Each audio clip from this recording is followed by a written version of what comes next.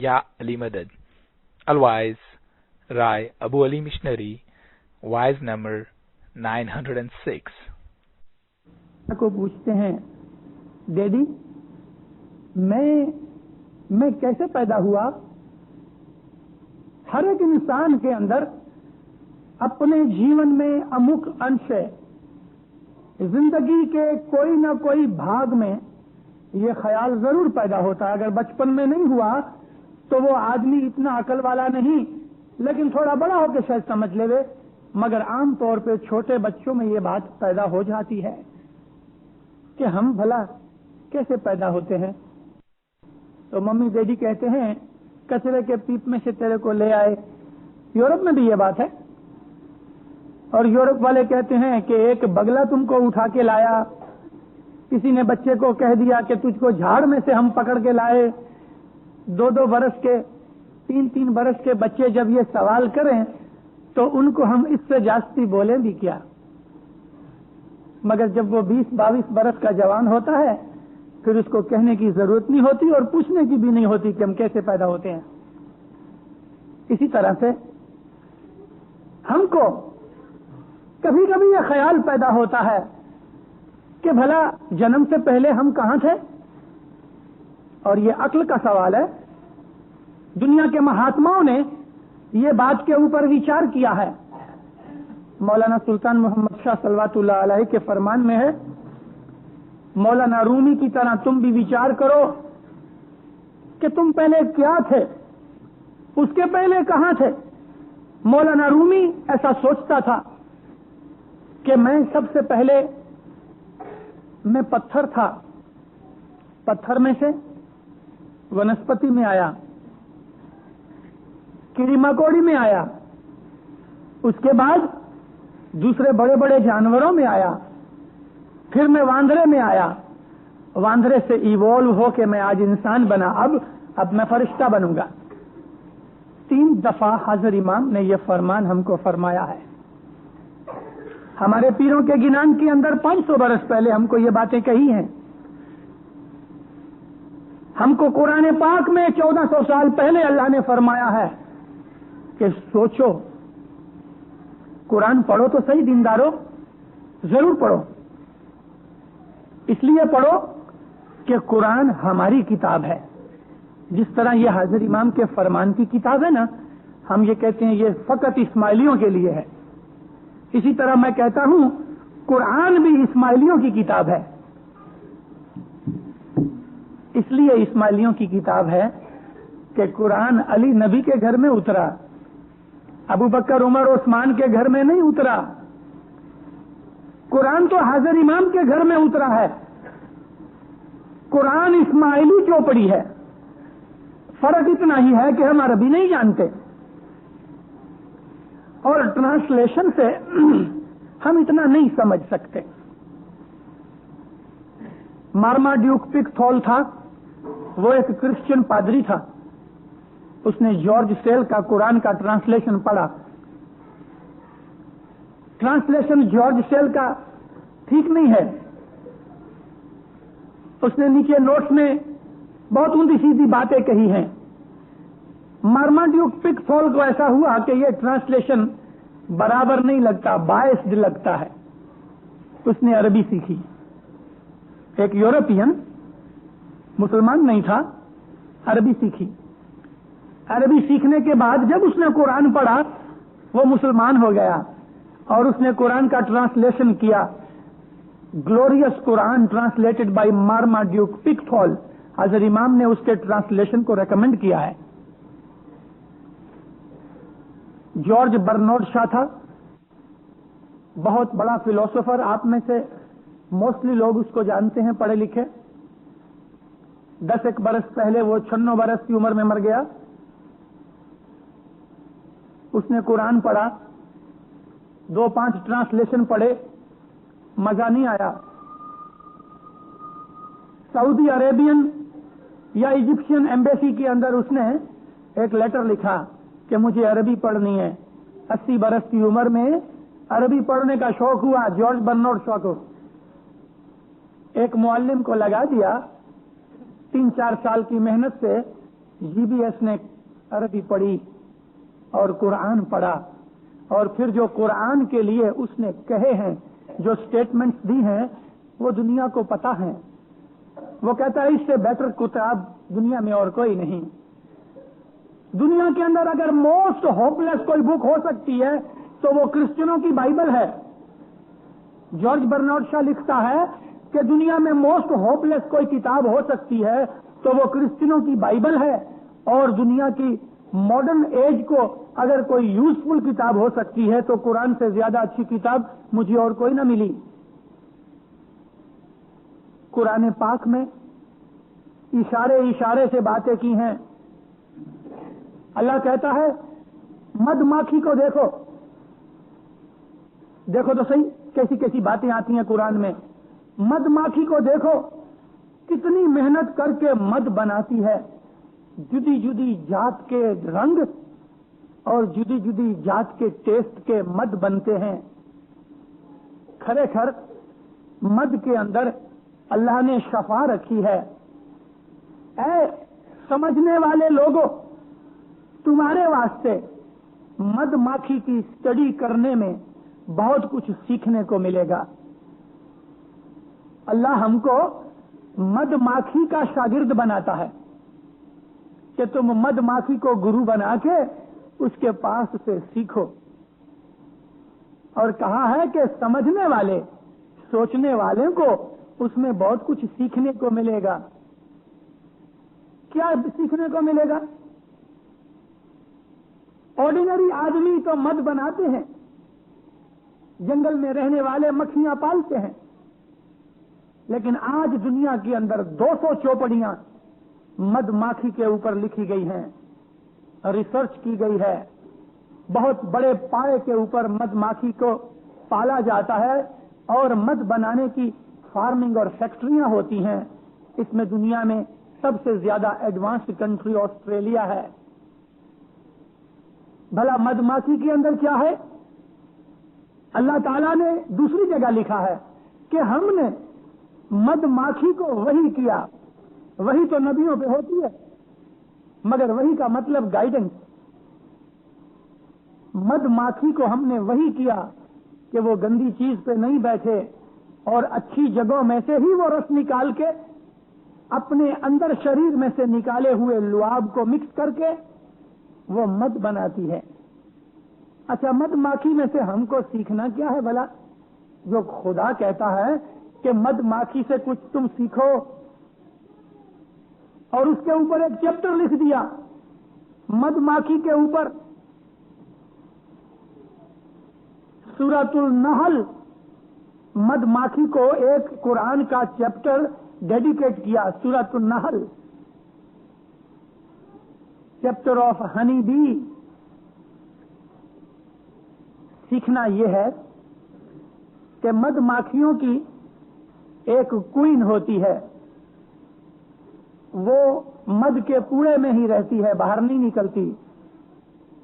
ये मधमाखियां जब तक रोशनी रहती है तब तक वो घूमती रहती हैं और थकती नहीं, इनको आराम नहीं।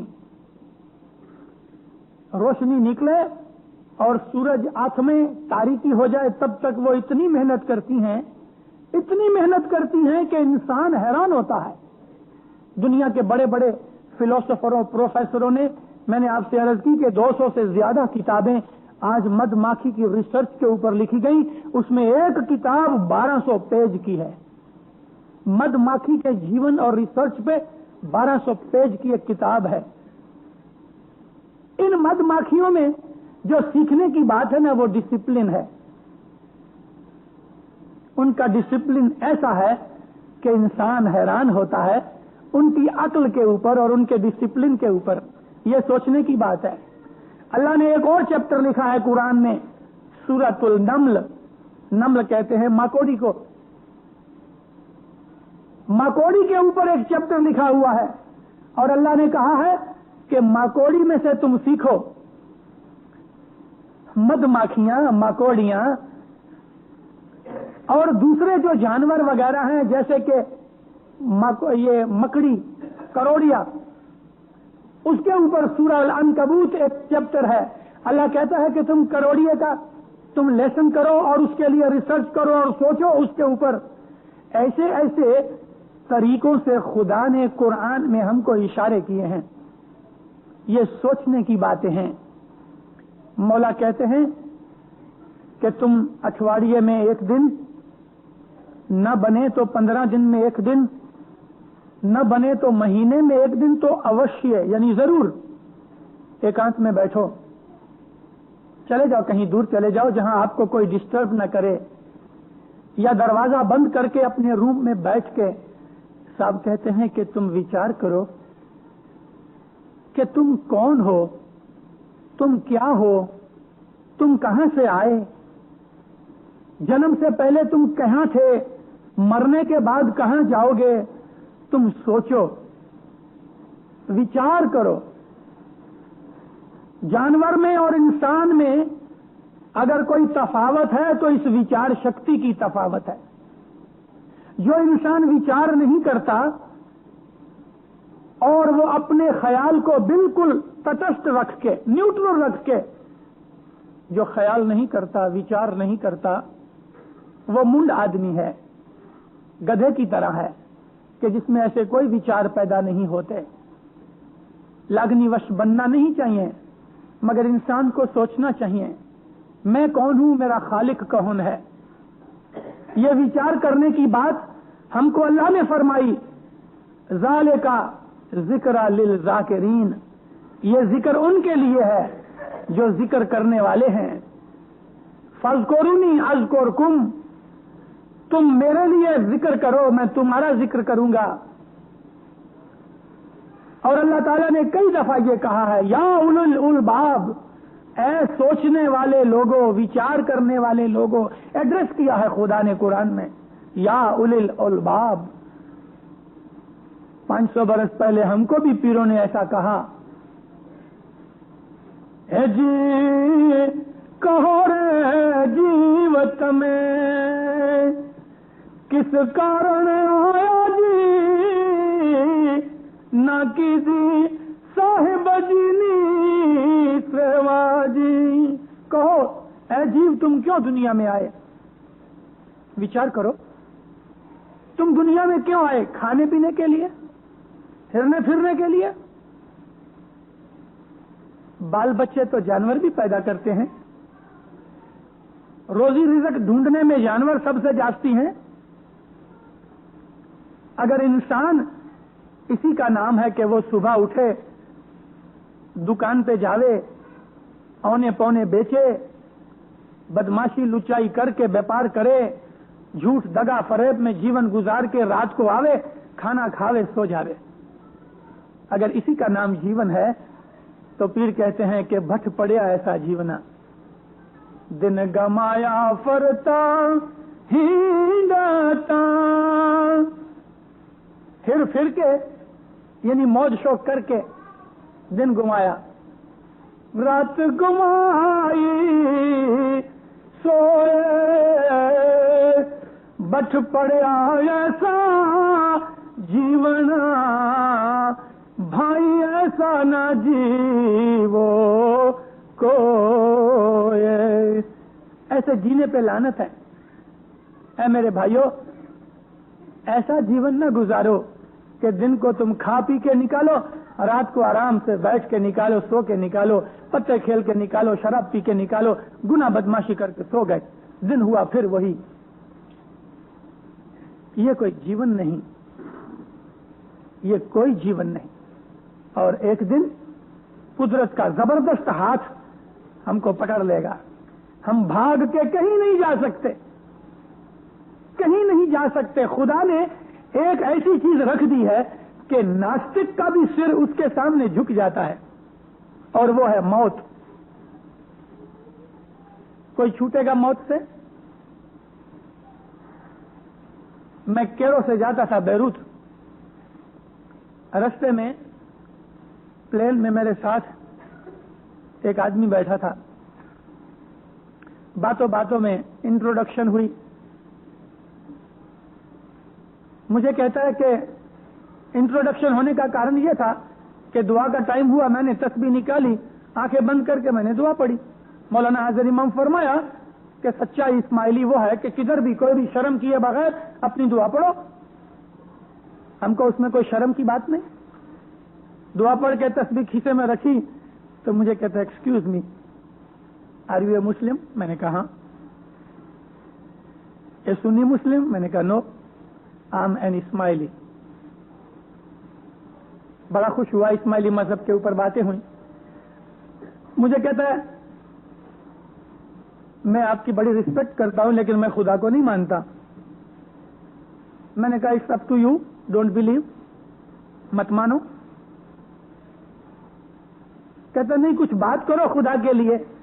میں نے کہا مجھے کوئی کرنے کی ضرورت نہیں, کیونکہ تم اگر مجھ کو خدا کے ماننے سے کھینچنا چاہو تو میں کھینچوں گا نہیں, اور میں تم کو خدا کے نہ ماننے سے کھینچنا چاہوں تو میں تم کو نہیں کھینچ سکتا. میں نے کہا یہ بات چھوڑ دو, لیکن ایک بات ہے کہ تم کو مرنا ہے کہ نہیں؟ کہتے ہاں ہاں ضرور. میں نے کہا مانو کہ مرنے کے بعد اگر تم کو یہ پتا لگا کہ خدا تو ہے تو میں نے کہا یو ہیڈ اٹ, وہ تم کو ٹھیک کر دے گا. لیکن ابھی جو تم مان لو خدا کو اور مرنے کے بعد جو پتا لگے کہ خدا نہیں ہے تو میں نے کہا جان چھوٹی, یو آر فری. مگر اب جو تم نہیں مانتے اور موت کے بعد جو پتا چلا کہ نہیں خدا تو ہے, میں بولا پھر تم کیا کرو گے؟ وچار میں پڑ گیا. مجھے کہتا ہے کہ I never thought in this way. Beirut آ گیا, 1.5 کلاک کا رن تھا, ہم چلے گئے. میرا کہنے کا مطلب یہ ہے کہ انسان اگر سوچے من کو بالکل کلین کر کے سوچے کہ بھلا میں اپنی مرضی سے جنما نہیں. ہے کوئی ہمارے میں سے کہ جس کو جنمنے سے پہلے پوچھا گیا تھا اور اس نے انڈورس کیا کہ اچھا میں جنمنا چاہتا ہوں؟ ہے کوئی؟ کسی نے سائن کی تھی جنم سے پہلے کہ میں اپنی مرضی سے پیدا ہونا چاہتا ہوں؟ کوئی نہیں. اس دنیا کے اندر 30 ملین ایسے لوگ ہیں, 30 ملین یعنی 3 کروڑ 3 کروڑ ایسے جوڑے ہیں, کپل ہیں کہ جو میڈیکل سائنس کی نظر سے بایولوجیکلی شریر کے حساب سے بالکل فٹ ہے بچہ پیدا کرنے کے, مگر یہ 3 کروڑ کپل ان کو بچہ نہیں ہوتا اور ان کو ان کے شریر میں کوئی خرابی نہیں. ڈاکٹر سمجھنے سے بالکل فیل ہو چکے ہیں کہ کیوں بچہ نہیں ہوتا. 3 کروڑ دنیا میں ایسے جوڑے ایوریج اندازہ لگایا گیا. اور یہ چیز آپ کو, یہ جو یونائٹڈ نیشنز کے جدے جدے ڈپارٹمنٹ ہیں ان کی کبھی کبھی رپورٹس پڑھا کرو. یونائٹڈ نیشنز کی جو ہو ہے نا, World Health Organization under United Nations, اس کی رپورٹ میں یہ نکلا ہے. انہوں نے جو انڈیا کے اندر کمیشن بھیجی تھی وہ رپورٹ بھی پڑھنے جیسی ہے کہ انڈیا کے اندر 30 کروڑ گائیں ہیں انڈیا میں. کبھی ان کا گوشت کاٹ کاٹ کے کھائیں تو 5 برس تک ان کو بھوک مرے کی کوئی ویادی مٹ جائے. تو یہ ہو والے لکھتے ہیں 3 کروڑ ایسے کپلز ہیں, ایسے مات پتا ہیں کہ جو دعائیں کرتے ہیں اور دوائیں کرتے ہیں مگر ان کو بچہ نہیں ہوتا, اور سائنس کی درشٹی سے ان میں کوئی خرابی نہیں. پھر بچہ کیوں نہ ہوئے پتہ نہیں. یعنی قدرت کا کوئی اونچا ہاتھ تو ہے, کوئی اور سپریم پاور تو موجود ہے کہ جو انسان کی ڈیسٹینی کو کنٹرول کر رہی ہے. بمبئی کے اندر ایک دن میں چوپاٹی سے جا رہا تھا گام کو, تو سینڈسٹ برج آتا ہے. یہ برج پار کرے تو وہاں ٹرام ملتی ہے. اب تو ٹرام نکل گئی بامبے سے. ایک بائی چلی جاتی تھی, اس کے پاؤں میں چمپل تھی اور وہ گھسیٹ گھسیٹ کے چلتی تھی. ایک بچہ اس نے اٹھایا ہوا ہے اور 6 کے 7 بچے پیچھے ایک دوسرے کی ہاتھ پکڑ کے لائن لگا کے چلتے ہیں. ابھی آپ کو پتہ ہے بچے تو مستی کریں گے. ماں بیچاری تھک گئی, اس نے کھڑے ہو کے 2-4 بچوں کو خوب رکھ دیا, منہ پیٹیا, جنمتا ہی نہ یا پیدا ہوتے ہی مر گیا ہوتا تو اچھا ہوتا. میں سوچ میں پڑا, 6-7 بچے ہیں, تھک گئی ہے, تنگ آ گئی ہے, اور یہ کہتی ہے کہ تم جنم سے ہی مر گئے ہوتے تو اچھا تھا. ایک یہ ماں ہے کہ جس کے 5-7 بچے ہیں اور وہ یہ دعائیں کرتی ہے کہ تم جنم سے مر گئے ہوتے تو اچھا تھا, حالانکہ وہ اس کے کلیجے کی دعا نہیں, چڑ کے منہ سے کہہ دیا ہے. لیکن ایک وہ بھی ماں ہے کہ جو مندر میں جاتی ہے, مسجد میں جاتی ہے, ناک رگڑتی ہے, ملا مولویوں کے پاس جاتی ہے, اس کا مرد بھی ادھر ادھر گھومتا ہے, لوگوں کو کہتا ہے کہ ہم کو بچہ نہیں ہوتا, لاکھوں روپے کی ملکت ہے لیکن بچہ نہیں ہوتا, اور ایک کو ہوتا ہے تو وہ اتنی تنگ ہے کہ بات چھوڑ دو. مجھے بتاؤ بچے میں سکھ ہے کہ بچہ نہیں ہونے میں سکھ ہے؟ کچھ پتہ نہیں. یہ انسان کے وچار کرنے کی چیزیں ہیں. اسی طرح سے وچار کرے انسان کہ میں اپنی مرضی سے پیدا نہیں ہوا, میں پیدا کیا گیا, اور اس میں مات پتا کی بھی اچھا نہیں ہے. کارن کہ دنیا میں ایسے 3 کروڑ جوڑے ہیں کہ جن کو بچہ چاہیے اور نہیں ہوتا, اور دنیا میں ایسے لاکھوں کروڑوں اور جوڑے ہوئیں گے کہ جن کو بچہ نہیں چاہیے پھر بھی ہوتا ہے. انسان ابھی تک اس چیز کو نہیں سمجھ سکا. اور پھر دوسری چیز, جیون خلاص ہونے کا جو اینڈ ہے, موت بھی ہماری مرضی سے نہیں آتی, موت بھی ہماری اچھا سے نہیں آتی, سوا کہ جو خدا کے عاشق ہیں ان کو نوٹس ملتا ہے اور وہ کہہ سکتے ہیں کہ ہم کو 8 دن اور ٹھہرنا ہے, اور وہ ٹھہرتے ہیں.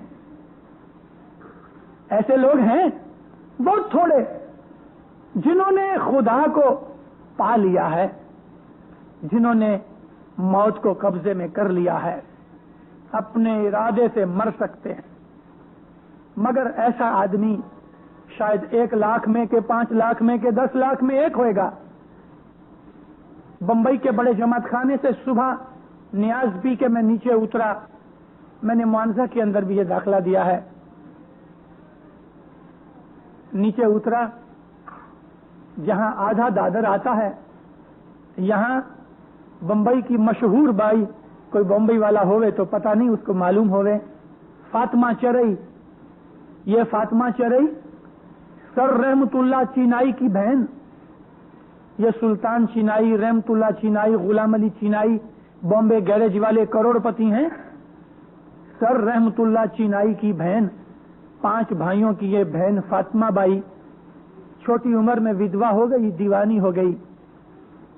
سر منڈان کے لمبی فراک اور اس کے اوپر مردوں کی ایک ویسٹ کوٹ پہن کے وہ گھومتی ہوئے, اور بمبے میں مشہور تھی. چھوٹی عمر سے ہم نے اس کو دیکھا ہے. میں چھوٹا تھا تو اس کو میں نے پتھر بھی مارے ہوئے ہیں, اور بڑا ہو کے میں نے معافیاں مانگی ہیں اس سے. تو ادھر وہ بیٹھی تھی, مجھے دیکھ کے میں اوپر سے اترتا تھا, کھڑی ہوئی. کہتی مشنری علی. میں نے کہا فاطمہ بھائی علی کہیں آئے ہو؟ ٹھیک ہے بہت. نزدیک آئی, ہاتھ دیا, میں نے دونوں ہاتھوں میں اس کے 2 ہاتھ لیے. مجھے کہتی ہے اللہ بیلی آج میرا سفر ہے. میں نے کہا فاطمہ بھائی کہاں جاتے ہو؟ میں سمجھا کہیں پونے بونے جاتی ہے ادھر ادھر. کہتی آج میرا سفر ہے, سمجھتے کیوں نہیں؟ میں نے کہا کیوں, اتنی جلدی کیا ہے؟ آتے برس صاحب کی ڈائمنڈ جوبلی ہے, 1944 کی بات ہے, 45 کی. حضرت امام آئیں گے, دیدار کرو. کہتی وہ تو ادھر بیٹھا ہے, مجھے دیدار کی کیا طلب ہے, میں روز اس کو دیکھتی ہوں, لیکن آج 12 بجے ارادہ کیا ہے, اب میں تھک گئی ہوں. میں بولا ایسا جلدی نہ کرو. کہتی نہیں, اب میں تھک گئی ہوں. اور ایسے زبان سے اس نے کہا کہ اب میں تھک گئی ہوں کہ حقیقت میں وہ دنیا سے کنٹال گئی تھی. اٹھواڑیے میں 1 دن کھانا کھاتی تھی وہ. اچھا, مجھے کہتی بولا چالا معاف کرنا. میں نے کہا اماں میں بھی تیرا بچہ ہوں, مجھے معاف کرنا, تجھ کو میں نے چھوٹی عمر میں بہت ستایا ہے. کہتی تو میرا بچہ ہے, کوئی بات نہیں, اچھا دعا کرنا میرے لیے یا علی مدد. برابر 12 بجے آج میرا سفر ہے. 2-5 جو اس کے پریمی تھے ان کے گھروں میں جا کے بول کے آئی آج 12 بجے میرا سفر ہے. اور ایک بائی کے گھر میں جا کے اس کو کہا کہ آج پلاؤ بناؤ, پلاؤ کھایا. ادھر ادھر سب کو یا علی مدد کر کے جماعت خانے 11:30 بجے آئی. اوپر جا کے تسبیح نکالی, ہاتھ منہ دھویا, اپنا شریر ٹھیک کیا, اوپر سے نیچے چٹائی لے کے آئی, چٹائی بچھائی, چادر بچھائی. 11:45 تھے, ادھر تک چادر رکھ کے سو گئی. ہنس رہی ہے, آجو باجو میں بائیاں, جماعت, بھائی, بچے سب جمع ہو گئے, سب سے باتیں کر رہی ہے, یا علی مدد کہہ رہی ہے, ہنس رہی ہے, جوک کر رہی ہے. ٹاور نے جب گھڑیال میں 12 جو بجائے, اس نے چادر اوڑھ لی, سد پھرا کے فاطمہ چرئی گزر گئی. کیا چیز تھی؟ اپنی مرضی سے مر جائے, چوٹ نہ لاگے اس سنتن کو,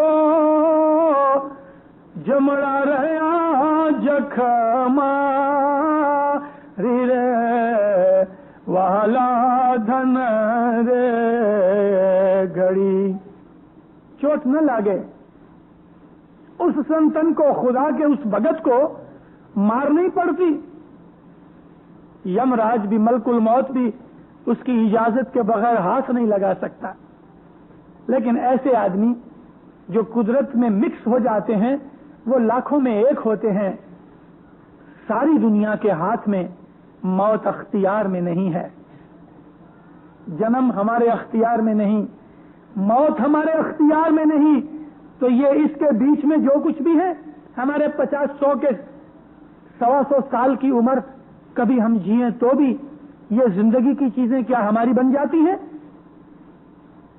دنیا میں ایسے کتنے لوگ ہیں کہ جنہوں نے کبھی یہ سوچا ہوئے, جیسا مولانا مرتضی علی کے پاس ایک یہودی آیا, کہتا یا علی خدا کی ہستی ہے, اس کی کوئی دلیل؟ مولا فرماتے ہیں تیری ہر اچھا پوری ہوئی؟ کہتا نہیں. حضرت علی فرمایا بس یہ چیز ظاہر کرتی ہے کہ تیرے سے بڑا کوئی ہے جو تیری اچھا پوری نہیں کرنے دیتا. انسان کی ہر ڈیزائر پوری نہیں ہوتی. انسان 100 اچھا کرے, اگر اس میں سے 20 اچھا پوری ہو جائیں, مولا کہتے ہیں کہ وہ دنیا کا سب سے بڑا نصیب دار آدمی ہے. مگر ہماری سب اچھا پوری نہیں ہوتی. یہ چیز ظاہر کرتی ہے کہ کوئی دوسری طاقت ہے جو میری اچھا کو پورا نہیں ہونے دیتی, اور اس میں کوئی ریزن ہے. یہ ریزن بھی سوچنے کی بات ہے. یہ چیزیں خدا کی ہستی کے لیے ہے. اسی طرح سے مومنو, انسان کبھی اپنی اوقات کو دیکھے کہ میں کون ہوں, میں کیسا ہوں, میں کہاں ہوں, میں کدھر سے آیا, میں کیا کر رہا ہوں, کیا جو میں کام کرتا ہوں وہ برابر ہے؟ اور ہر انسان دنیا کے اندر امپرفیکٹ ہے, اپورن ہے, ادھورا ہے. کوئی دنیا میں پرفیکٹ نہیں. کہیں نہ کہیں وہ بھول کر جاتا ہے, کہیں نہ کہیں تھاپ کھا جاتا ہے. اس لیے اس کو کوئی ڈھونڈنا پڑتا ہے کہ بھلا میں کیسا لگتا ہوں, یہ ڈریس میں ٹھیک ہے. جب یہ عریسہ نہیں ہوتا تو آدمی دوسرے کو کہتا ہے یہ سوٹ میں نے پہنا کیسا لگتا ہے, وہ کہتا ہے ٹھیک نہیں لگتا. تو اس کو اس کے اوپر بھروسہ آتا ہے. 3 شلنگ دے کے ہم ہیئر کٹ کرواتے ہیں, مرد لوگ نا, بائیاں بھی کرواتی ہیں, پمپ کراتی ہیں 10-20 شلنگ دے کے. تو آگے پیچھے عریسے لگے ہوتے ہیں, تب ہم دیکھتے ہیں. نہیں تو ہم کو یہ جگہ دکھتی ہے اپنی؟ ہم کو نہیں دکھتی. ہم کو اپنے کان نہیں دکھتے. کبھی ایسا مروڑ کا بھی دیکھنا چاہیں تو بھی نہیں دکھتے. آگے پیچھے عریسہ رکھتے ہیں نا, تب ہم دیکھ سکتے ہیں کہ ہاں میری بیک کیسی ہے. تو انسان کے وچار بھی ایسے ہوتے ہیں. وچار تو خیر ہم نے کر لیا, मगर उस विचार के पीछे क्या है, कोई आरिसा रख के देखो, या किसी को कहो कि मेरे पीछे क्या है मुझे बता। इसका मतलब है गुरु मुर्शिद, जैसा अल्लाह फरमाता है कि तुम स्टडी करो मधुमक्खी को और तुम्हारे लिए उसमें बहुत कुछ सीखने की चीजें हैं। अल्लाह कहता है तुम स्टडी करो मकोड़ी के लिए, कारण कि उसमें भी सीखने वालों के लिए बहुत सी सीखने की चीजें हैं। मगर ये ज्ञान किसको मिले? हर एक इंसान के अंदर डिफरेंट स्टेजेस हैं। सेंट्रल अफ्रीका का प्रिमिटिव मैन, आप कभी इस तरफ चले जाओ कोंगो की तरफ, एलिजाबेथ ऊपर जाओ जहां कानू का डिस्ट्रिक्ट है, कटांगा डिस्ट्रिक्ट के इंटीरियर में, इस सेंट्रल पार्ट्स के अंदर जो अफ्रीकन हैं, एक तो ये कि उनका कद इतना छोटा है कि मैंने एक अफ्रीकन के साथ फोटो निकलवाई, वो 34 इंच था, 60 बरस का बुढ़ा था, 34 इंच ऊंचा, एक वार पूरा नहीं। और मैंने ऐसा भी आदमी देखा है कि जो 8 फीट का था, वतूसी। तो सेंट्रल अफ्रीका में या ब्रिटिश गियाना में और न्यूजीलैंड और ऑस्ट्रेलिया के अमुक प्रिमिटिव ट्राइब्स में जो बड़े बड़े यूनिवर्सिटियों के प्रोफेसर और रिसर्च टीमें काम कर रही हैं, आप जरा उनकी रिपोर्टें पढ़ो। मैंने माशाअल्लाह दुनिया के मेजर भाग मैंने देखे हैं। जापान और ऑस्ट्रेलिया में नहीं जा सका, इंशाल्लाह कभी पूरा करूंगा मौला की रहमत हुई तो। बाकी दुनिया के मोस्टली पार्ट्स मैंने देखे हैं। मैं जंगलों में भी घूमा हूं। ये जो आदमी है जंगल में प्रिमिटिव मैन के तौर पे सेंट्रल अफ्रीका में रहता है, वो इंसान तो है ना, नाक, आंख, कान, मुंह सब कुछ है, बोलता भी है। उसका दिमाग और प्रोफेसर लीकी का दिमाग या अल्बर्ट आइंस्टाइन का दिमाग या दुनिया के किसी ग्रेट साइंटिस्ट और फिलोसोफर का जो भेजा है, क्या वो दोनों सरीखे हैं? दोनों सरीखे नहीं हैं। ब्रेन की कंस्ट्रक्शन में भी फर्क है, बहुत फर्क है। तो दुनिया के अंदर जो 300 करोड़ आदमी हैं आज दुनिया में, ये 3 अरब आदमी सबके सब सरीखे हैं, या क्या कोई किसी मशीन में से निकले हुए हैं कि एक ही किस्म के ग्लास निकले हैं उसमें से? ये सब आदमी जुदा हैं, सबके मेंटल प्लेन्स जुदा हैं। ये जो आदमी है अफ्रीका के सेंट्रल पार्ट्स में या साउथ अमेरिका के सेंट्रल पार्ट्स के अंदर, वो आदमी आज से इतना पीछे है कि जैसे स्टोन एज। वो लोग आज भी स्टोन के इंप्लीमेंट्स यूज करते हैं, उनको सिविलाइज्ड वर्ल्ड का कुछ पता नहीं। और एक तरफ दुनिया के महान साइंटिस्ट हैं कि जो फिजिसिस्ट हैं और आज वो स्पेस को एक्सप्लोर कर रहे हैं, इनके दिमाग कैसे हैं?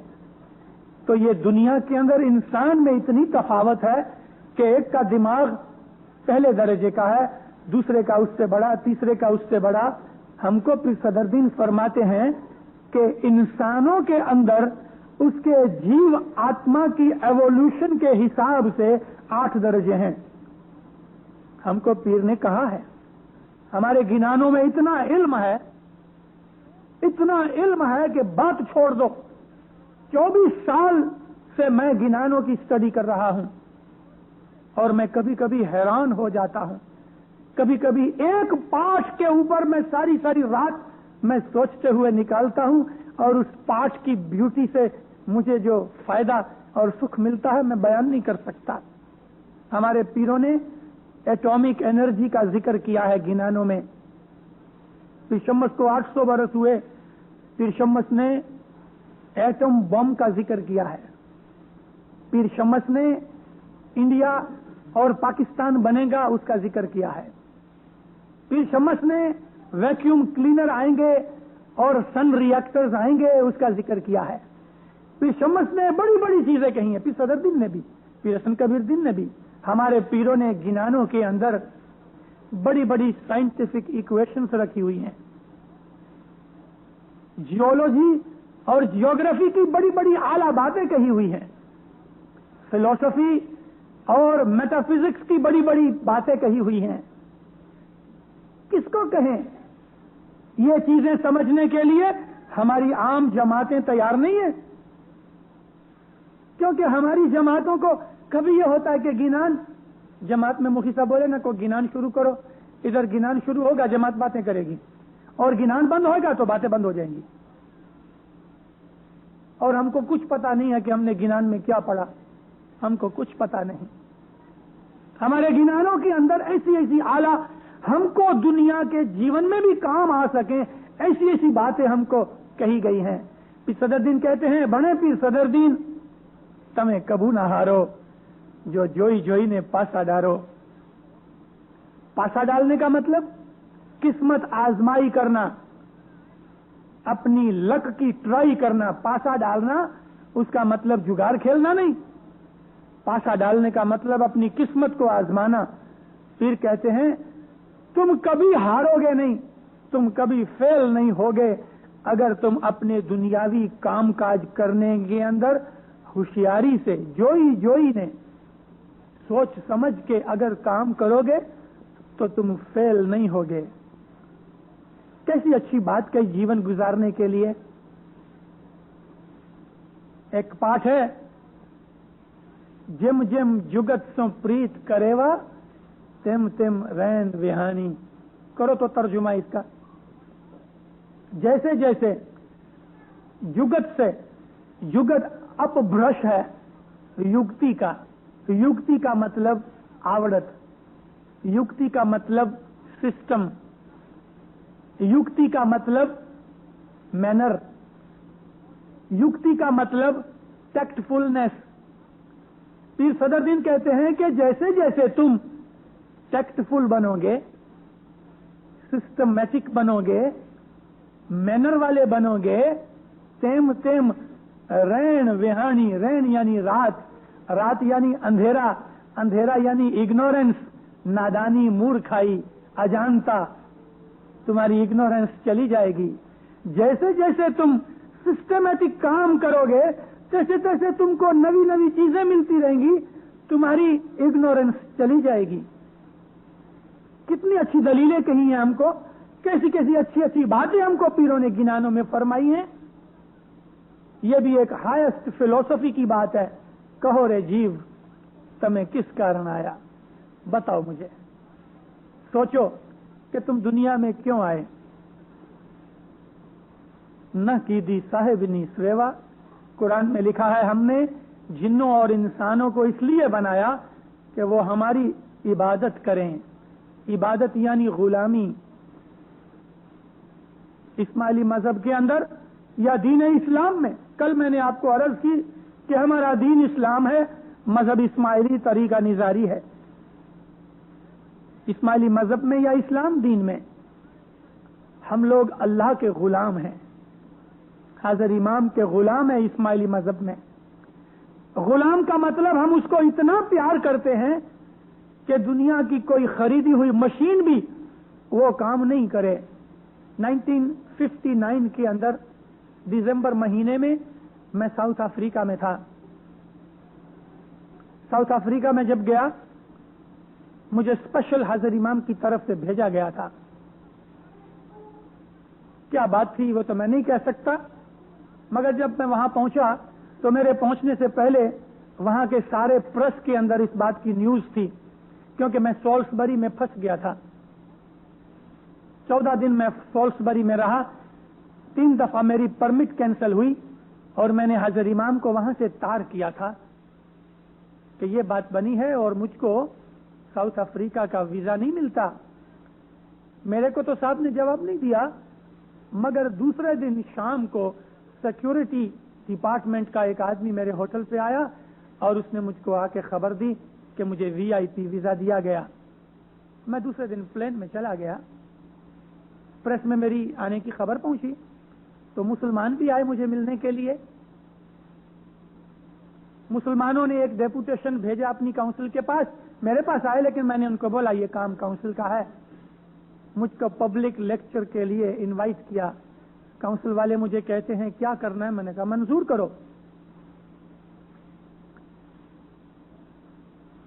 پریٹوریا کی میونسپیلٹی کے اندر، سٹی کاؤنسل کے اندر کچھ برس پہلے پریٹوریا کے مسلمانوں نے، میمن مسلمانوں نے ایک پیٹیشن دی تھی کہ اسماعیلی لوگ مسلمان نہیں، اس کے لیے ان کو ہمارے اسلامک قبرستان میں دفن کرنے کی رضا نہیں ہونی چاہیے.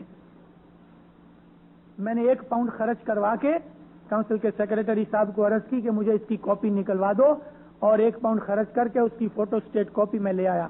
ہے میرے پاس دارالسلام میں پڑی. میں نے اس کی ایک اور کاپی بنوا کے اپنی رپورٹ کے ساتھ صاحب کو بھیجی تھی. اس پر سے ہم کو اسماعیلی قبرستان کے لیے جدا پلاٹ گورنمنٹ نے دے دیا. تھوڑا ٹائم ہوا، ابھی قبرستان دور تھا، لے جانے کی تکلیف ہوتی تھی، تو مسلمانوں نے ایک ہرس بنائی، HEARSE، ہرس کہتے ہیں جنازہ اٹھانے والی گاڑی کو. ابھی وہ جو ہرس بنائی تو اس کے لیے فنڈ فاڑے میں 50% اسماعیلی اور 50% خرچہ دوسرے مسلمانوں نے دیا. اسماعیلی صرف 350 اور میمن مسلمان 15,000. اور اسماعیلی ٹھیک ہے پیسے پاتر، لیکن میمن ملٹی ملینر، بڑے بڑے پیسے والے. جب اسماعیلی کوئی آدمی گزر جاوے اور اس ہرس میں ہم اس کا جنازہ لے جائیں اور ادھر سے جب واپس آوے تو ہرس رہتی تھی مسجد کے پاس، تو وہ لوگ مسلمان ادھر کے ہوز پائپ لے کے تو ساری یہ لوری کو، یہ ہرس کو صاف کرتے تھے، کیونکہ ایک کافر کا جنازہ اس میں گیا تھا کہتے تھے. یعنی اسماعیلی مر گیا، اس کا جنازہ گیا، اس لیے یہ ہرس ناپاک ہو گئی ہے. یہ سلوک تھا ہمارے ساتھ ان میمن مسلمانوں کا. تو ایک ٹائم نکی ہوا، اس کے پہلے جمعہ کا دن آیا، میں جمعہ پڑھنے گیا. عالی شان مسجد دیکھ کے میں حیران رہ گیا. 15 لاکھ شلنگ کی انہوں نے مسجد بنائی. اتنی اچھی مسجد ہے، ایسی ڈیکوریٹ کی ہوئی ہے کہ ریئلی دل خوش ہوئے. مگر جمعے کی نماز میں 15,000 مسلمانوں کی وسطی کے اندر 150 آدمی نہیں تھے، 73-75 شخص تھے. میرا جب لیکچر ہوا، میں نے جنرل اسلام کی ٹاپک پہ لیکچر دیا، واٹ از اسلام. انگلش میں لیکچر تھا. رابعہ دادا ہال کے اندر پریٹوریا میں 2200 مسلمان بیٹھے تھے. ہمارے مرد لوگ بھی آئے تھے، عورتیں تو نہیں تھی وہاں. ہمارے اسماعیلی بھی ایک طرف بیٹھے ہوئے تھے. ابھی میں نے اسلام کے اوپر لیکچر دیا، اس میں میں نے کوئی سنی شیعہ کی کچھ بات نہیں کی. 7 مولوی اس دن آئے تھے میرا لیکچر سننے. یہ لیکچر ٹیپ ریکارڈنگ میں ہے اور ہماری لائبریری میں ہے دارالسلام میں. جو چیئر پہ تھا وہ بھی ایک بہت بڑا گریجویٹ مولوی تھا، BA تھا. میں جب بیٹھ گیا تو چیئر میں سے مجھے پوچھا گیا کہ سوال کی اجازت ہے. میں نے کہا ہاں خوشی سے پوچھو. تو 6-7 جنے کھڑے ہو گئے. وہ ایسے تیار بیٹھے تھے سوال کرنے کے لیے کہ بات چھوڑ دو. مجھے پہلا ہی سوال یہ آیا، پہلا سوال کہ آپ لوگ جو دعا پڑھتے ہو، یعنی نماز پڑھتے ہو، وہ 3 وقت کی پڑھتے ہو کہ 5 وقت کی پڑھتے ہو، یا کتنی نمازیں اسلام میں جائز ہیں؟ میں نے کہا قرآن کے حساب سے منیمم 3 نمازیں. سب کی بھوئیں چڑھ گئیں. مگر میں جو سٹیٹمنٹ کر رہا تھا میں یوں ہی نہیں کہہ رہا تھا. 7 مولوی بیٹھے ہیں مجھے چیک کرنے کے لیے. میں نے کہا قرآن نے منیمم 3 نمازیں رکھی ہیں اور قرآن کے حساب سے میکسیمم 5 نمازیں ہیں. ہم اسماعیلی لوگ 3 وقت میں 5 نمازیں اکٹھی کر لیتے ہیں. اور یہ جو اکٹھی کرتے ہیں ہم جمع صلاتین کرتے ہیں، یعنی صبح کی نماز دوپہر کی نماز کے ساتھ، عصر کی نماز مغرب کی نماز کے ساتھ اور عشاء کی تیسرے وقت کی. بیٹھ گیا. مجھے ایک کوشچن یہ آیا تھا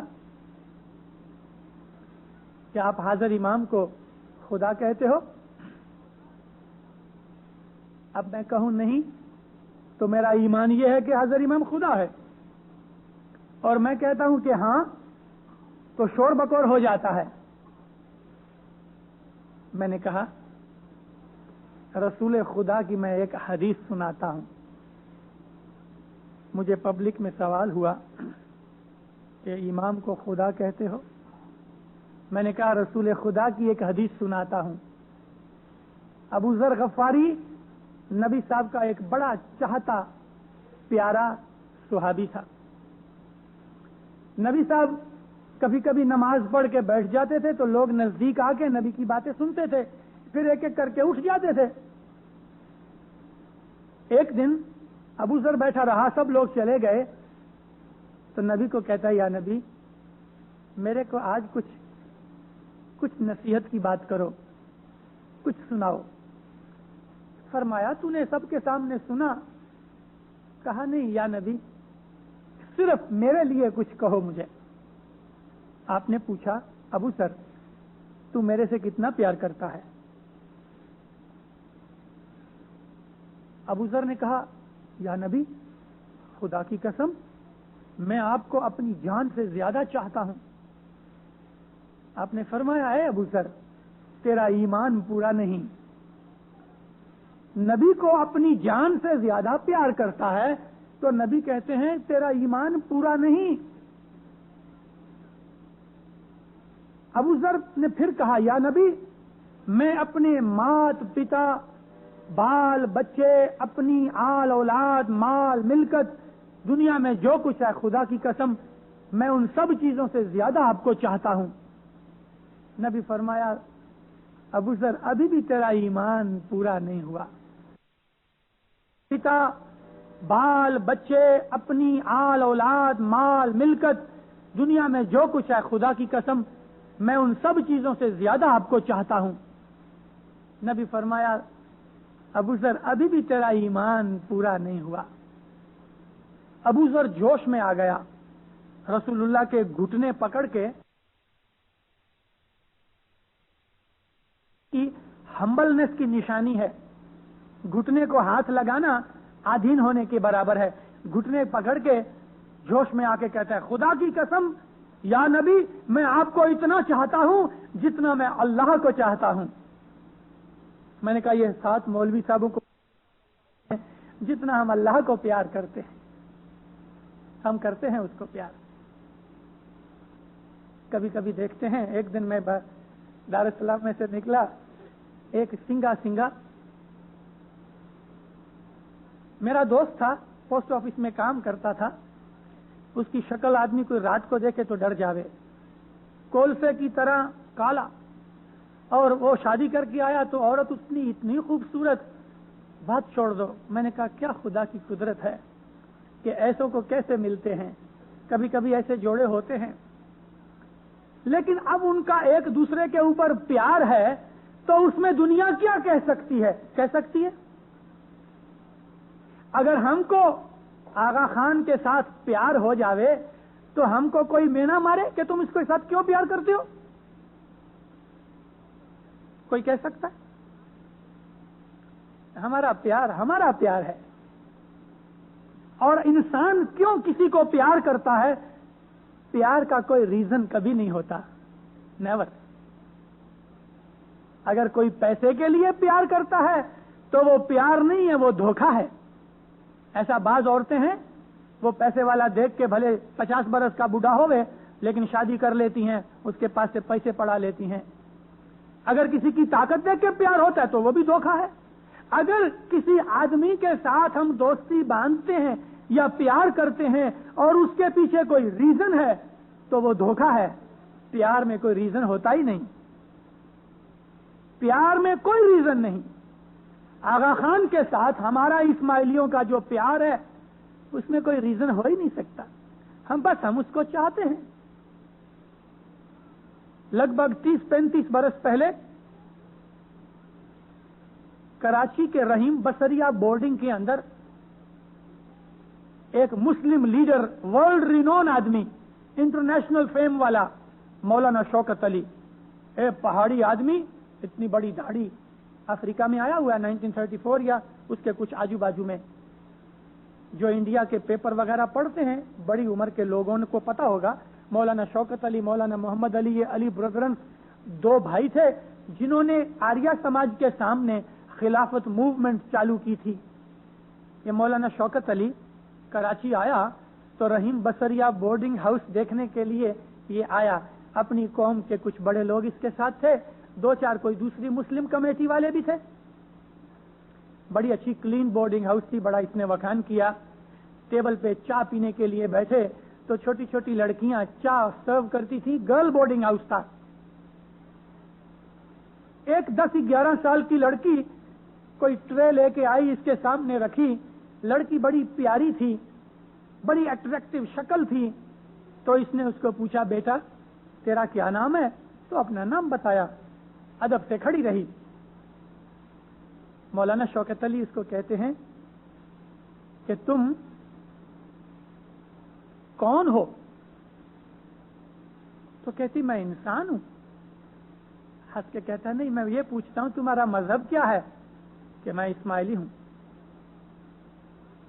तो तुम मुसलमान हो? कहने लगी हां। तुम आगा खान को क्या मानते हो? हमारी कौम के लीडर खड़े हैं, मुस्लिम कमेटी वाले भी खड़े हैं। लड़की बिल्कुल घबराई नहीं। तुम आगा खान को क्या मानते हो? हम आगा खान को खुदा मानते हैं। तो अपने जो बड़े लोग थे थोड़े से एम्बरेस्ड हुए और ये भी जरा झीप गया थोड़ा सा। लड़की बिल्कुल बेधड़क आस्ते से कहता है, लेकिन बेटा देखो ना, इंसान कभी खुदा नहीं हो सकता। कहती सच बात है, लेकिन आप देखो कुरान में लिखा है कि अल्लाह ताला ने मूसा नबी को झाड़ के स्वरूप में अपना नूरानी दीदार बख्शा। तो कभी खुदा हमको आगा खान के शक्ल के अंदर अपना दीदार देवे तो आपको कोई वांदा है, एतराज है? उसके मुंह के ऊपर प्लास्टर लग गया। झूठ नहीं कह सकता, ना नहीं कर सकता।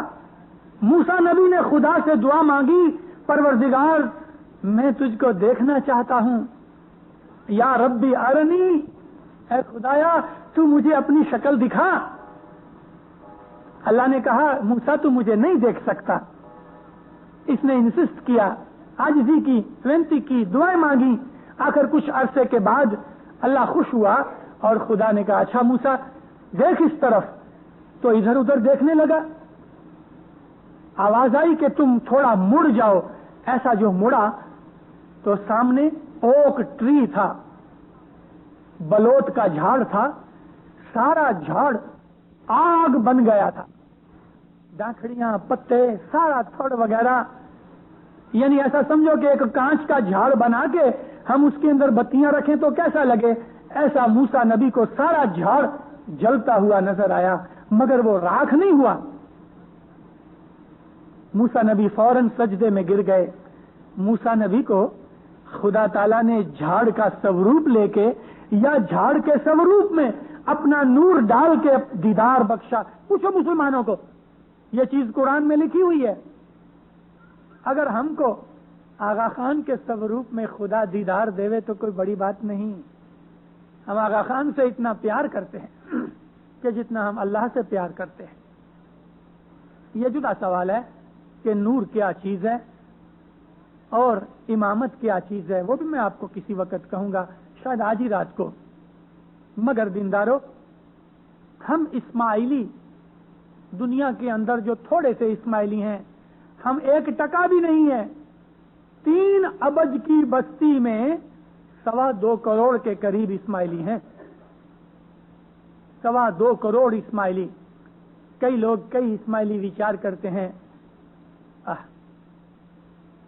2-4 लाख खोजे हैं, थोड़े से सीरिया के इस्माइली हैं, ये 2.25 करोड़ की गप मारी। मैंने आज ही एक आदमी को कहा میں نے کہا کہ ہم کسی کو پوچھیں تیرے بچے کتنے؟ وہ کہے میرے 10 بچے. اب بولو نہیں نہیں 4-5 بچے ہوں گے تیرے کو. وہ بولا بھائی بچے میرے 10 ہیں. کہ نہیں نہیں تیرے تو 4-5 بچے ہونے چاہیے. وہ کہتا بچے میرے ہیں کہ تیرے؟ باپ کو جتنا پتا ہوئے بچوں کا کہ پڑوسی کو پتا ہوئے جاستی. مولانا حاضر امام نے لکھا آج سے 30 برس پہلے لکھا کہ 2 کروڑ میرے مرید ہیں جو یہ مانتے ہیں کہ ان کے رسول کا لہو میری رگوں میں گھومتا ہے. 5 سال پہلے مولانا حاضر امام سے جب پریس کانفرنس کے اندر سوال کیا گیا کہ نامدار آپ کے مرید کتنے، تو حاضر امام فرمایا بٹوین 20 and 25 ملین. 2.25 کروڑ مرید ہیں ہمارے. 7.5 لاکھ اسماعیلی افریقہ میں ہیں، 10 لاکھ ایران میں ہیں. اور ایران میں 5 لاکھ مانتا تھا، مگر ایران کے انٹیریئر منسٹر کو ملنے کے لیے میں جب گیا تو اس نے مجھ کو کہا کہ ایرانین سرکار کے اسٹیٹسٹکس اور سینسس کے حساب سے 1 ملین اسماعیلی ایران میں ہیں. مجھے کام یہ تھا میں آپ کو بول دوں، کوئی یہ اتنی پرائیویٹ بات نہیں، کیونکہ ایران کے پریس میں یہ بات آ چکی ہے میرے نام کے ساتھ. میں نے انٹیریئر منسٹر کی ملاقات کی کچھ ریزن سے، مگر ان کے اندر ایک جو بات میں آپ کو کہہ سکتا ہوں وہ یہ تھی، میرے ساتھ ایران کی اسماعیلی جماعت میں ایک ڈاکٹر حسین دادلہی ہے. وہ ڈاکٹر ہے تہران میں، ڈینٹسٹ، اور وہ پارلیمنٹ کا ممبر بھی ہے. شاہ کے ساتھ بھی میری اپوائنٹمنٹ ہوئی، مگر افسوس یہ تھا کہ حاضر امام کے ٹیلی گرام آنے سے میں شاہ کے لیے ٹھہر نہیں سکا. میں اپنے شاہ کے واسطے چلا گیا. انٹیریئر منسٹر کی ملاقات ہوئی. میں نے انٹیریئر منسٹر کو کہا، میں نے کہا یور ایکسیلنسی، ایران کے اندر 2 کروڑ 40 لاکھ کی بستی ہے اور لاکھوں اسماعیلی بھی ہیں، مگر میں نے ایک چیز بڑی دکھ سے پڑھی اور سنی کہ ہز امپیریل میجسٹی شہنشاہ ایران نے اپنی جو ذاتی انگت ملکت تھی یعنی زمینیں، اس میں سے 5-5 ایکڑ کی زمین سب غریب فیملیوں کو، ایک فیملی کو 5-5 ایکڑ مفت دے دیے. ایسا ہزاروں کھیڑوتوں کو شہنشاہ نے بڑا دل دریا کر کے 5-5 ایکڑ زمین بخش دی ہے. مگر افسوس کہ اس لسٹ کے اندر ایک بھی اسماعیلی کا نام نہیں. اور میں نے جو کہا تھا میں نے پہلے سے تپاس کر کے کہا تھا. منسٹر اٹھا اپنی چیئر سے، مجھے کہتا ہے سر کم ود می. لے گیا پچھلے روم میں، اتنا بڑا ہال، بڑے بڑے میپس لگے تھے، بڑی سی لکڑی اٹھائی اور ایران کے میپ کے اوپر مجھ کو کہتا ہے یہ ایران ہے. میں نے کہا ہاں. کہتا ہے آپ کو پتا تو ہے ہی کہ ایران میں 2 کروڑ 40 لاکھ آدمی ہیں. میں نے کہا ہاں. بھلا اسماعیلی کتنے ہیں؟ میں نے کہا 5-1 لاکھ ہوں گے. کہتا نہیں آپ کی بھول ہے، ہماری اعداد و شمار سے فگر سے 10 لاکھ اسماعیلی ایران میں ہیں. اور دیکھو اسماعیلی ادھر بستے ہیں، ادھر بستے ہیں، ادھر بستے ہیں، ادھر بستے ہیں، ادھر بستے ہیں. اور سچ بات تھی کیونکہ میں یہ ساری ٹرپ کر کے آیا تھا. 3 ویک کی میں نے یہ ساری ٹرپ ماری تھی اور رشیا کے اندر بھی میں گیا تھا. مجھے کہتا ہے کہ یہ آپ نے دیکھا ادھر ادھر اسماعیلی ہیں. اب میں آؤ آپ کو ڈاکیومنٹس بتاؤں. مجھے کہتا ہے 1/3 ایران کا سارا جو ایریا ہے belongs to Aga Khan personally. اکھے ایران دیش کا تیسرا بھاگ جو ہے نا 1/3 ایران، وہ آغا خان کی ملکت ہے. ہم کھوجے سمجھتے ہیں کہ ادھر 5-25 سینٹ دیتے ہیں، یہ 100 شلنگ کی مہمانی دیتے ہیں تو آغا خان امیر ہو گیا، پیسے والا ہو گیا ہمارے پیسے سے. میں حیران ہو گیا، ہکا پکا رہ گیا، میرے کو خود کو معلوم نہیں تھا. मैंने तो जब ये 15 महीने दुनिया का ट्रिप किया, सफर किया, और क्यों किया वो और बात है, तब मुझे मेरी आंखें खुली कि ये इस्माइली दीन क्या है और मौलाना हाजिर इमाम क्या है। ईमान जुदी बात है, मगर फैक्ट्स एंड फिगर्स और चीजें।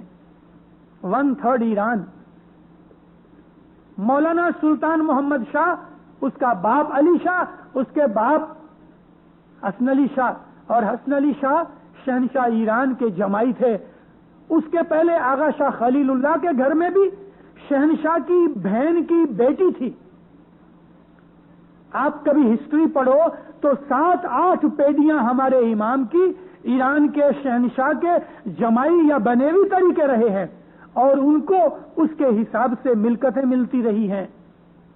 सारा किरमान का प्रोविंस हाजिर इमाम की पर्सनल मिलकत है, और सारा किरमान इतना बड़ा है कि जितना आखा युगांडा। लगभग 60,000 स्क्वायर माइल का एरिया है। 60,000 स्क्वायर माइल्स का एरिया किरमान प्रोविंस का है, और उसके अंदर सेंट्रल पोजीशन है वो महलात की है। महलात जगह है, मैंने महलात का किला भी देखा, उस पर से साहब की अटक पड़ी महलाती आगा खान अल हुसैनी महलाती। नॉर्थ के अंदर जाओ तो दीसबाद, बम, शहर कुचक, विरचाबंद, ये सब के सब, और उस तरफ खुरासान का इलाका। मेरे को कहता है मिनिस्टर ऑफ इंटीरियर, मुझे कहता है जनाब आली जनाब 1/3 ईरान 10 लाख आदमियों का, और 2/3 ईरान 2 करोड़ 30 लाख का। हम इस्माइलियों को जगह कहां से देवें और क्यों देवें? तो आगा खान की जगह है। हमारी और बातें चीतें हुई, हाथ मिला के मैं चला आया। 10 लाख इस्माइली ईरान में हैं, और वो हाजिर इमाम की जो मिलकत है ना, उस मिलकत में वो बसते हैं, बैठे हैं आज सैकड़ों वर्षों से। साहब ने कभी लगान वगैरह के टैक्स वगैरह कभी नहीं मांगा, और गवर्नमेंट उनको हैरान नहीं करती। मुल्ला अलबत्ता हैरान करते हैं। मैं जब दीसबाद गया, दीसबाद बाला 4 माइल है रशियन बॉर्डर से, तो उस तरफ के आदमी इधर माल वगैरह लेने के लिए आया जाया करते हैं। ये रशियन का जो इलाका है, उज्बेकिस्तान, जिसके अंदर ताशकंद है, ताशकंद का मेयर, जब ये अयूब खान और शास्त्री इंडिया वाले उधर गए थे, ताशकंद का जो मेयर है वो इस्माइली है। ताशकंद के अंदर 2-3 दफा धरती कंपाएं, हमारे बहुत से इस्माइलियों का नुकसान हुआ होगा, लेकिन Badakhshan, Azerbaijan, Baku, Uzbekistan, Armenia, ये जो रशिया इलाका है ना, सारा नॉर्थ वेस्ट इलाका, ये सारा इस्माइलियों से भरा हुआ है। यूक्रेन तक इस्माइली हैं। वो लोग इधर आए मुझे लेने के लिए, और मैं फिर इधर से रशिया के अंदर गया, और मैं 2 दिन वहां ठहरा हूं। सारे के सारे 100% इस्माइली हैं। ताजिकिस्तान की रिपब्लिक है, मैंने इसके ऊपर एक आर्टिकल भी लिखा था। Republic Soviet, socialist Soviet Republic of Tajikistan, और उसके अंदर 5 प्रांत हैं। इसमें 12 लाख इस्माइली रहते हैं, और ये सारे के सारे 99% इस्माइली बस्ती है। इस रिपब्लिक का प्रेसिडेंट भी इस्माइली है, और सारी सेनेट जो है वो भी इस्माइली है, उसको प्रेसिडियम कहते हैं। वहां इस्माइलियों का सिस्टम जमात खाने हैं, मुखी को माजून कहते हैं, वंश परंपरा वो माजून चलते हैं। हाजिर इमाम अपॉइंट करता है, जब एक माजून मर जाता है तो मोस्टली हाजिर इमाम उसकी फैमिली में से ही किसी को माजून बनाता है। माजून यानी चीफ मुखी, हाजिर इमाम का रिप्रेजेंटेटिव, और फिर सारे जितने भी रशिया के अंदर इस्माइली हैं, 1 करोड़ 10 लाख इस्माइली, 11 मिलियन इस्माइली रशिया के अंदर हैं। 1 करोड़ 10 लाख इस्माइली रशिया के अंदर हैं। ये माजून फिर छोटे छोटे गांव में और प्रांत में खुद अपॉइंटमेंट करता है मुखियों की, और वो लोग इमाम को दस्तवन देते हैं, दुआ पढ़ते हैं, मौलाना हाजिर इमाम को खुदा के तौर पर मानते हैं। ये हमारे भाई हैं। इनके आप ईस्ट में आ जाओ, रशिया के इस इलाके के ईस्ट में आ जाओ, आप कभी घर जाके मैप देखना, अफगानिस्तान और रशिया के बीच में एक उंगली की तरह स्ट्रिप है। ये स्ट्रिप जो है इसको कहते हैं किर्गिस्तान। ये वखान वैली किर्गिस्तान के अंदर 8-8 फुट के आदमी हैं, सूप प्लेट जितने उनकी ये पाम है हाथ की, हाथ ऐसा खोलते हैं ना तो सूप प्लेट उसमें समा जाती है, 8 फीट के आदमी, और ये वो देव की तरह है। 50-50, 100-100, 200-200, 300-300 एक फैमिली के जो जीव होते हैं, बड़ा बुढ़ा है, उसके बेटे होते हैं, उसकी बेटियां होती हैं, उसके बच्चे होते हैं, वो सब एक ही फैमिली रहती हैं, जमाई भी साथ आ जाते हैं, और कभी कभी नहीं तो वो लड़कियां ले जाते हैं, मगर ये एक एक फैमिली रहती है, 100-100, 200-200 आदमियों की। बर्फ का इलाका है, चमड़े के तंबू बना के वो लोग रहते हैं, बरस 2 बरस इधर रहे, इधर का आजू बाजू का वनस्पति वगैरह खलास हो गया तो इधर से उठ के 2-5-10 माइल चले गए, वहां जाके चमड़े के तंबू लगाए, गांव बस गया। और उनका जो सबसे बड़ा, उनका जो दादा बापा या दादा बापा का भी बड़ा बापा जो है वो उनका सरदार होता है। और ये 100% जितने भी किर्गिज हैं 100% इस्माइली हैं। थोड़ा सा और ईस्ट साइड में आओ तो सिंकियांग से लेके लद्दाख तक 42 लाख इस्माइली चाइना में बसते हैं। चाइनीज इस्माइली, चाइनीज नेशनलिस्ट हैं 42 लाख। और ऊपर आउटर मंगोलिया तक इस्माइलियों का इलाका है। मोमिनो, आपको क्या पता है, या 2-5 किताबें पढ़ लेने से क्या पता लगे? दुनिया के जो बड़े बड़े राज हैं उनको हाजिर इमाम की ताकत और सत्ता का पता है। उनको पता है कि ये आगा खान कौन है, उनको मालूम है। आज से 12-13 साल पहले इस्माइलियों के अंदर माओ आए थे, पता है ना? ये नैरोबी से शुरू हुए थे। इन्होंने खूब पैम्फलेट निकाले, अयूब खान को भेजे, क्वीन विक्टोरिया को, क्वीन एलिजाबेथ को भेजे, प्रेसिडेंट निक्सन को भेजे, आइजनहावर को भेजे, जवाहरलाल नेहरू को भेजे, एम्परर उसको जापान को भेजे। इन्होंने दुनिया की सब गवर्नमेंटों को पैम्फलेट भेजे। आगा खान पैसा खा जाता है, आगा खान माल ले जाता है, आगा खान हसन बिन सबा की औलाद है, आगा खान ने धतिंग मचाया है। सारी दुनिया की गवर्नमेंटों को उन्होंने पैम्फलेट भेजे थे 1954 के अंदर। 1954 में क्या हुआ, क्या बना? आगा खान को किसी ने पकड़ लिया, आगा खान को किसी ने सजा दी, उन पैम्फलेटों का कुछ जवाब मिला, कुछ रिएक्शन हुआ? एक हाथी चला जाता है, कोई कुत्ता निकल के भाव भाव करता है, हाथी कुछ कहता है उसको, और कुत्ता भौंकता है। हाथी अपनी मस्त चाल से चलता है, कुत्ते की मजाल नहीं है कि हाथी के पास आ सके, वो दूर से ही भौंकता है, बस चले जाता है। आज कई 100 साल से हमारे इस्माइली मजहब के अंदर ऐसी चीजें बनती हैं। और आपको पता ना, हम तो एक लिविंग रिलीजन है। और हमारी जो जमात है, हाजिर इमाम कहते हैं जमात छे ए मारो अंग छे। जमात साहब कहते हैं जमात छे ए मारो अंग छे। और अंग खाना खाता है, यानी लिविंग अंग है हम लोग। तो खाना खाने से इंसान को जरूर सुबह सनास में जाना पड़ता है। तो 2, 5, 10 आदमी हमेशा 10-10, 20-20 बरस के बाद ऐसे 2-4 आदमी सनास रूपी निकलते हैं, और वो निकलते रहेंगे। निकलता है ना, आदमी खाना खावे तो उसका गंध भी निकलता है, तो ऐसा गंध निकलता रहता है, और ये निकलेगा, हमेशा रहेगा जब तक इमाम दुनिया में है। हमारी जमात के अंदर 2-5 ऐसा गंध निकलते ही रहेंगे, गू की तरह। उनकी वैल्यू गू जैसी है, इससे ज्यादा कुछ नहीं, और उसको निकलना ही चाहिए, नहीं तो पेट खराब होता है, दर्द होता है। तो उन्होंने भी ऐसा शोर बकोर मचाया था, मगर दुनिया वालों को मालूम है। हसन अली शाह माँ बाप ईरान देश छोड़ के नवे आए, 2000 आदमी सरकार के साथ थे। इन लोगों ने, ये जो 54 वाले माओ थे, उनके पैम्फलेट्स मुझको भी आते थे, और मुझको अंगत गालियां भी निकलती थी। उसमें लिखा था कि हसन अली शाह माँ बाप उधर से आए तो उनके पास कुछ नहीं था, फकीर थे, खोजों के पैसे से अमीर बन गए, खोजों के पैसे से अमीर बन गए।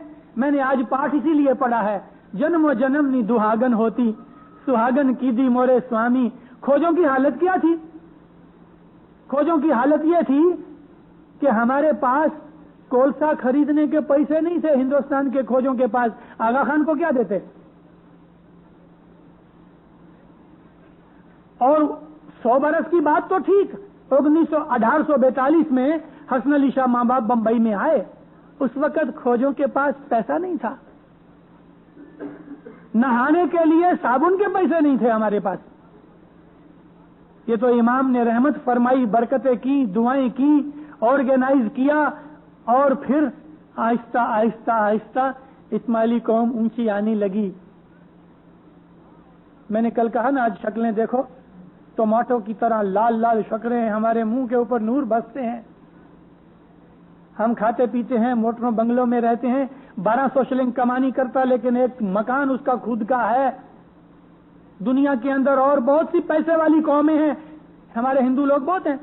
ادھر کوئی کسمو والا ہوئے تو پوچھنا کہ کسمو کے اندر کوئی سندر لال کے پھندر لال ایسا تھا کوئی ادھر, اس نے وہاں ایسی اسکیم شروع کی کہ یہ جو اسماعیلیوں نے اسکیم شروع کی ہے چلو ایسی ہم بھی بنائیں, مگر وہ رستے میں ہی اٹک گئی, وہ بنی نہیں. کس قوم نے یہ اسکیمیں بنائی ہیں؟ 3000 شلنگ 4000 شلنگ لے آؤ اور ایک مکان لے لو, 15 برس کے بعد مکان فری. ایسے کتنی دار السلام کے اندر اور بھر کے اندر, کینیا, یوگانڈا, بامبے, کراچی, سب جگہ ہماری جو اسکیمیں بنی, یہ آرگنائزیشن کس کی توفیل سے ہے؟ یہ ہم کھوجے کسی کی بات مانے؟ یہ تو صاحب کی بات مانتے ہیں, نہ اکاؤنٹ کو مانتے ہیں, نہ کاؤنسل کو مانتے ہیں. مکھی کامڑیا کے سامنے ہم ہو جاتے ہیں, بلکہ ہماری آرگنائزیشن ایسی ہے ڈر کے کارن سے, ورنہ ہم کسی کی سننے والے ہیں؟ سگے باپ کی نہیں سنتے, دوسرے کی کس کی سنیں گے؟ ہم کو امام زمان نے اس طرح ٹرانسفارم کیا. تو میں آپ کو بات سناتا تھا, جب حسن علی شاہ ماں باپ ایران چھوڑ کے بلوچستان کے رستے سے سندھ میں آئے تو سر چارلس نیپیئر اس وقت سندھ میں لڑ رہا تھا. سر چارلس نیپیئر برٹش کمانڈر اور برٹش گورنر میروں کے سامنے لڑ رہا تھا. اس نے جو کاغذ پارلیمنٹ کو لکھے ہیں آپ وہ پڑھو آپ, کہ آغا خان نام کا یہ جو ایرانی شہزادہ ادھر مجھ کو ملا ہے, اس کی پاور دیکھ کے میں حیران ہو گیا ہوں. آپ اس کے سر چارلس نیپیئر کی سٹیٹمنٹس پڑھو, جو اس نے پارلیمنٹ کو کالونیل ڈپارٹمنٹ میں یا انڈیا آفس کے اندر, فورن منسٹری کے اندر جو خط وغیرہ لکھے ہیں وہ سب موجود ہیں, سب خط پڑے ہیں, برٹش میوزیم کے اندر پڑے ہیں, پارلیمنٹ ہاؤسز کے اندر پڑے ہیں, اور اس کی فوٹوگراف کاپیز بھی ہم نے لی ہوئی ہیں. اس نے لکھا ہے کہ اس ایرانی شہزادے کی ادھر سے لے کے رشین علاقے تک اتنا اس کا انفلوئنس ہے کہ اگر یہ چاہے, جس کے لیے چاہے, اس کو آنکھ کے ایک اشارے سے مروا سکتا ہے, آنکھ کے ایک اشارے سے. آسرے 25 لاکھ کرگیز جو کرگستان میں رہتے ہیں وہ افغانستان گورنمنٹ کے قبضے میں نہیں آیا آج تلک. راج افغانستان کا ہے, روپیہ افغانستان کا چلتا ہے, مگر افغانستان کی گورنمنٹ ان 25 لاکھ اسماعیلیوں کے اوپر ابھی تلک کنٹرول نہیں کر سکی. وہ فری ہیں, بالکل آزاد ہیں, ان کی خوشی پڑے کرے. ان کو کبھی حضرت امام یہ کہہ دے یہ 25 لاکھ 8 فٹ کے آدمیوں کو, کہ جو آدمی کو ایسا ہمارے جیسے کو ادھر سے ایسا پکڑ کے اٹھا لے, وہ ایسے طاقتور لوگ ہیں. ان کو کبھی صاحب کہے کہ اچھا مجھے تمہارے میں سے 1 لاکھ آدمی کا لشکر چاہیے, تو وہ 1 لاکھ آدمی کیا, وہ 25 لاکھ بال بچے کے ساتھ تیار ہو جاویں, بال بچے لے کے آ جاویں. خاون خداون ہم تیرے اوپر قربان ہیں. بولو ہم کھوجوں کو تو کیا ہے, وہ بندوق چلے گی اور ہماری پتلون خراب ہو جائے گی. ہمارے میں کیا طاقت ہے؟ میں معافی چاہتا ہوں, اس قسم کے شبد مجھے نہیں بولنے چاہیے, لیکن ہم اتنے کمزور, نمالے اور ویک ہیں. ہماری قوم کے اندر بہت دفعہ ایسے دشمن نکلے. حسن بن صبا نے جس طرح چھریاں چلائیں, ایسی کبھی ضرورت ہم کو بھی پڑی تھی. ہم حضر امام کے لیے کیا دیں گے؟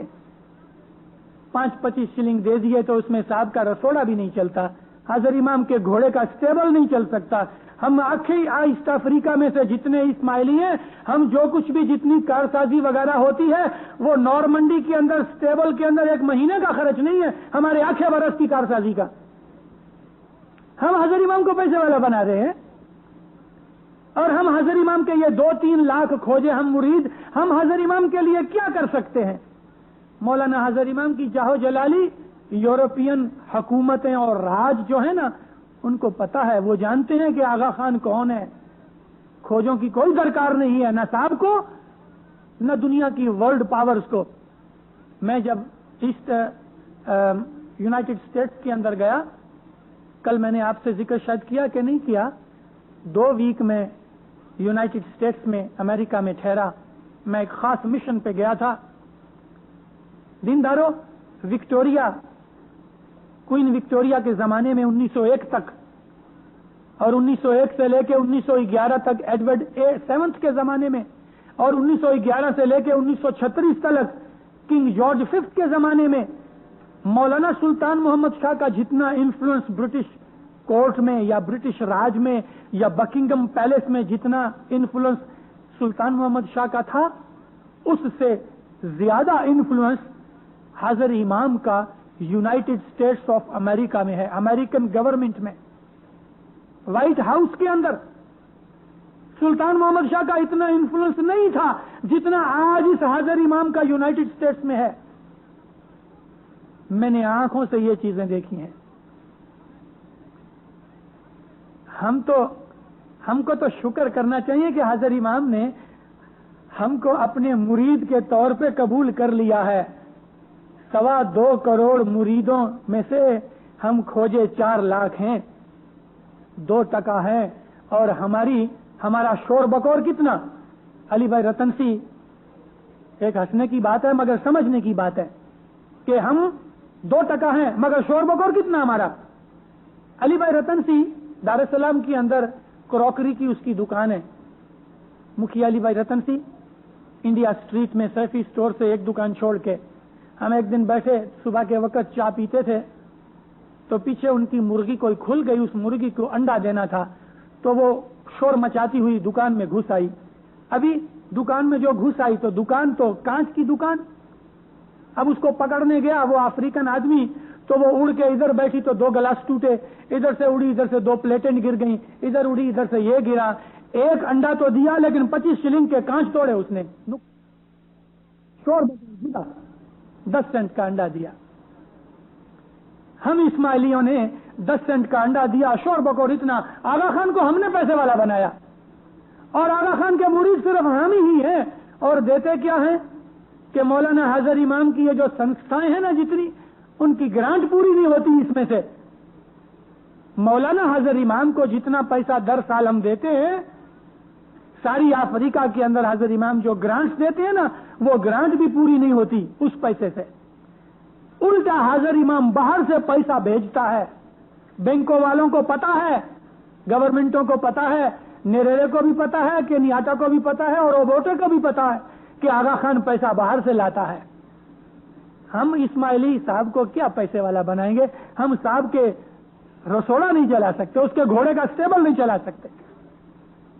اس کی رحمت ہے، اس کا کرم ہے، اس کا احسان ہے کہ اس نے ہم کو اپنی چرن میں جگہ دی ہے۔ اس نے ہم کو بدقسمتوں کو مٹا کے قسمت دار بنایا، دہاگن میں سے نکال کے سہاگن بنا کے ہمیں اپنے روحانی بچوں کے طور پہ قبول کیا۔ ظاہر باتن ہمارے پہ رحمتیں نازل کرتا ہے، ہمارے لیے اتنے وہ دکھ اٹھاتا ہے اور ہمارے اوپر رحمتیں کرتا ہے۔ سچ 1,84,000 کے بندھن سے چھڑایا، ہم کو آزاد اور فری کیا ہے۔ دیندارو، یہ اسماعیلی مذہب کہ کبھی مولانا حضر امام کے چرن دھو کے پیے، وہ تو بہت معمولی بات ہے۔ میں کہتا ہوں ہمارے شریر کا چمڑا نکال کے حضر امام جوتیاں پہنے تو ہم اس کا آبھار اور احسان نہیں دے سکتے، اتنا اس مولا کا ہمارے اوپر آبھار اور احسان ہے۔ آشا جی تمہیں چھو ماتا نے تمہیں छो पीता भड़थार भी तमने जानू जी अमारो मस्तक तमारे हाथ ए जियो राखो तियारे अलियानत अनत अलियानत तेजो स्वामी शाह अनते जो अंत तू ही जाने जी। ऐ मौला तू माँ तू बाप तू धनी मालिक सब कुछ तू है, हमारा सिर तेरे चरण में है, जेरी मर्जी हो जहाँ हमको रख, हमारा मजहब ये है। इस तरीके से अपने मजहब पे अमल करो, आबाद और सुखी बनोगे इंशाअल्लाह। दीनदारो हाजिर इमाम आप जुमले जमात पे रहमत करे, आपकी नेक उम्मीदें पूरी करे, ईमान की सलामती देवे, हकीकती समझ देवे, बदी बुराई नाफरमानी आफत व बलाओं गुनाहों से बचावे, ज़ाहिर बातुन दीदार नसीब करे, अपने छत्र छाया में अजीम जगह देवे। ऐ